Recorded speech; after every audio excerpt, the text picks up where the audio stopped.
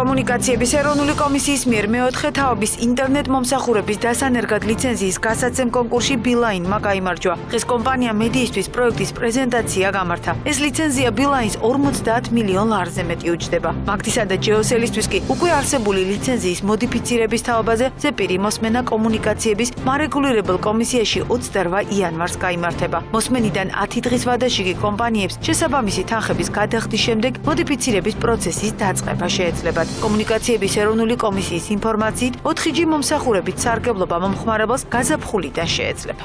უშუალოდ ტექნოლოგიის დანერგვის თარიღს დამოკიდებული არის მარეგულირებელი კომისიის გადაწყვეტილებაზე, რამდენიცაც ჩვენ ვიცით თვის ბოლოს იქნება მარეგულირებელ კომისიაში სხდომა და იქ გადაწყდება მეოთხე თაობის გაშვების კონკრეტული თარიღი. რაც შეეხება Macticom-ს და Geosel-ს, მათ მფლობელობაში არსებული რადიოს სიხშირული სპექტრის მოდიფიცირების პროცესი უკვე დაიწყო დეკემბრის ბოლოს და 28 იანვარს არის ჩანიშნული ზეპირი მოსმენის სხდომა და ამ სხდომიდან 10 სამუშაო დღის ვადაში კომისია მიიღებს გადაწყვეტილებას და ამ ორ კომპანიასაც ექნება შესაძლებლობა, რომ მეოთხე თაობის ფართოზოლოვანი მომსახურება მიაწოდოს მომხმარებელს.